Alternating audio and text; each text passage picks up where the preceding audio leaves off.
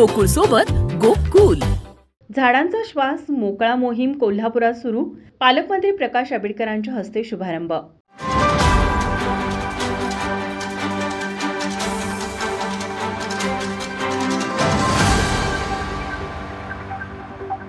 Azad Hind nature आर्मीच्या वतीने सुरू करण्यात आलेल्या झाडांचा श्वास करा मोकळा या मोहिमेचा शुभारंभ महाराष्ट्राचे आरोग्यमंत्री आणि कोल्हापूरचे पालकमंत्री प्रकाश आंबेडकर यांच्या हस्ते करण्यात आला. यावेळी कोल्हापूर महापालिकेच्या आयुक्त के मंजुलक्ष्मी, उपजिल्हाधिकारी शक्ती कदम तसेच आझाद हिंद नेचर आर्मीचे अध्यक्ष राहुल मगदूम उपस्थित होते. पालकमंत्री आंबेडकर यांनी आपल्या भाषणात सांगितले की माणूस आपली व्यथा व्यक्त करू शकतो, पण झाडांना ती संधी नसते. या झाडांच्या वेदना समजून घेणाऱ्या व्यक्तींच्या माध्यमातून ही मोहीम सुरू झाली आहे. सरकारकडून 5 लाख झाडांना आळे तयार करण्यासाठी पाठबळ दिले जाणार असून कोल्हापूर जिल्ह्यातील पर्यावरण संतुलन राखण्यासाठी हे महत्त्वाचे पाऊल असेल असेही त्यांनी स्पष्ट केले. या मोहिमेद्वारे झाडांच्या भोवती असलेले सिमेंट व डांबर काढून त्यांच्या मुळाला मोकळा श्वास घेता यावा म्हणून विशेष आळे बनवले जाणार आहे. या कामामुळे जमिनीतील भूजल पातळी वाढवण्यास मदत होईल असे उद्दिष्ट आहे. या मोहिमेची सुरुवात ताराबाई उद्यान येथून करण्यात आली. यावेळी अध्यक्ष राहुल मगदूम म्हणाले, कोल्हापूरचा तापमान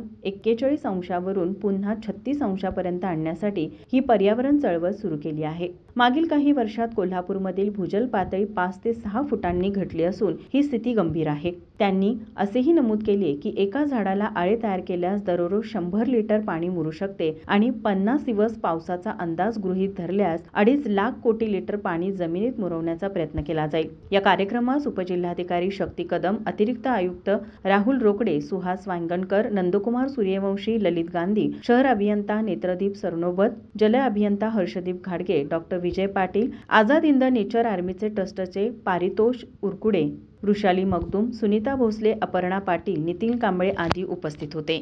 माझा महाराष्ट्र न्यूज कोल्हापूर. ताज्या घडामोडी पाहण्यासाठी माझा महाराष्ट्र न्यूजला आजच सबस्क्राईब करा.